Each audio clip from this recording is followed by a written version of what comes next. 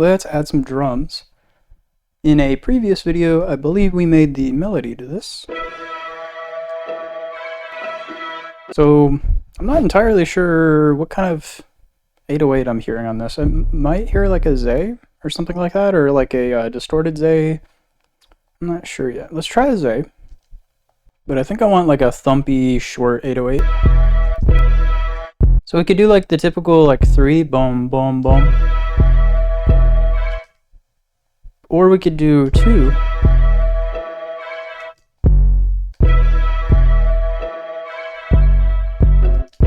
And just kind of keep it like that. That might work.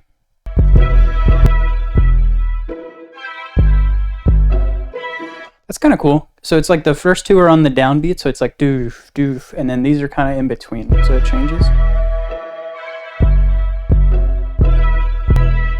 Inside a rim, I think I want to add like a brighter rim sound as opposed to a snare or a clap.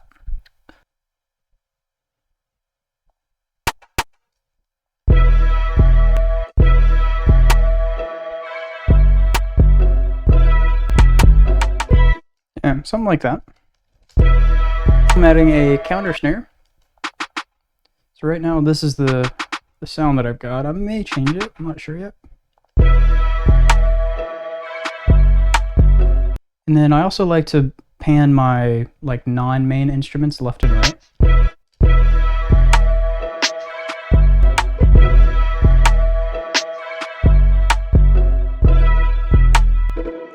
Let's add some hi-hats.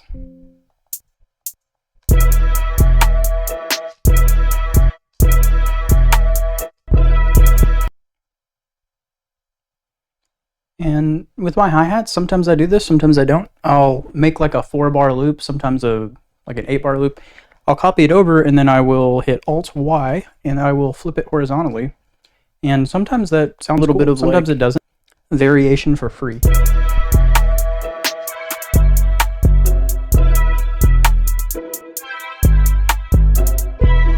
And that just sounds good. It works. So. Okay, and I think I want to add some distortion to that 808. I want it to be a little bit more like noticeable and in your face.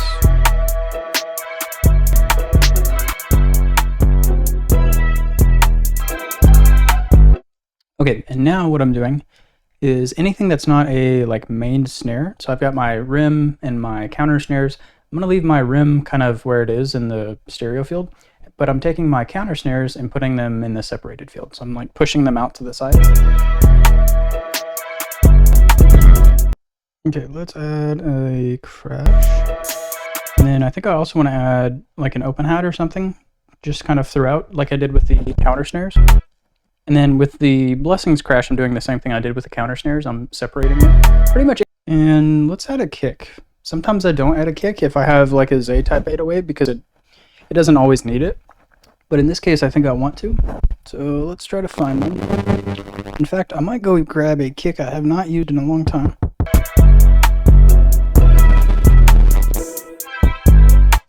I was gonna do this where the kick is kind of playing not with the 808, but I don't know if I want that. I think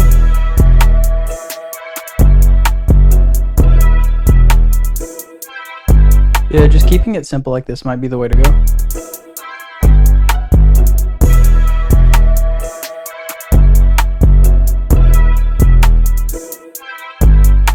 Also, as I do this, I'll be mixing. I kind of mix as I go. And I think that's the way that most people seem to do it.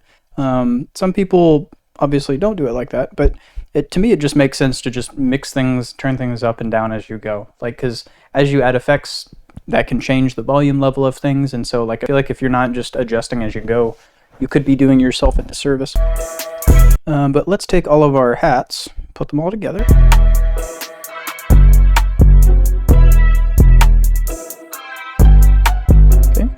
All of our hats are together. Let's take our rims and snares and put them together. Okay, so we have all of our claps, snares, and rims together. We have all of our hats together. We have our kick, our 808. What we can do now is we can put all of our drum sounds together. So I'm going to take my kick, my claps, snares, rims, all that stuff, and then my hats, and route them all to one bus.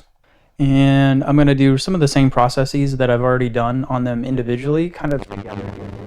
So I've got a wave shaper with a hard clipper, and sometimes I kind of boost the low a little bit depending on what I have coming into it. I think I can get away with that a little bit here.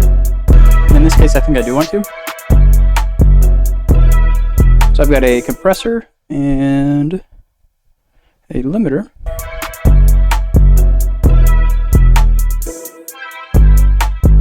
And lately I've been doing it on basically every track, is I'll use some parallel compression to try to get the drums to hit just a little bit harder. So I'm going to take these drums and route them to 2 different places. And on this one, I'm going to send it to the same place that the original was going to. So basically, this is being sent to here and to here. And then the signal that's coming to here is being sent to the third one.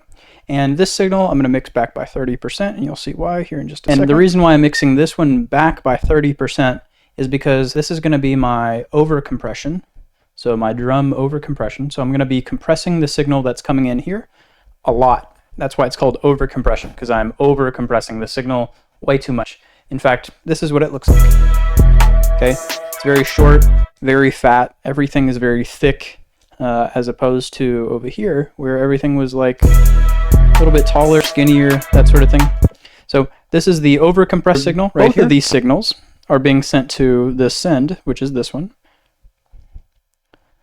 Okay, so we can see both of the signals being put together in the send. So if I mute the over compression, we can see and hear a difference. So this is without it. And then this is adding 30% of that over compressed signal in.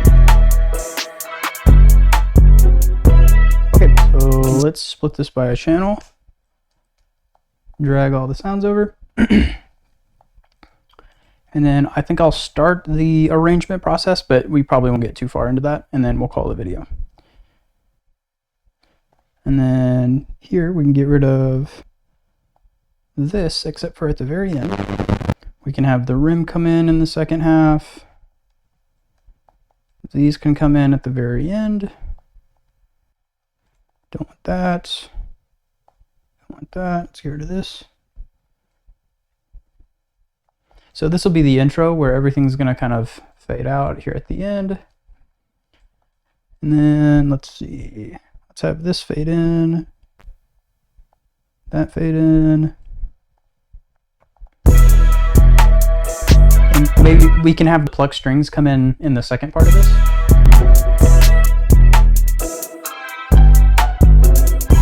And maybe, I don't know if I want these chords here or not. I'm not sure. Maybe that's the way to go right there and take out the pad part.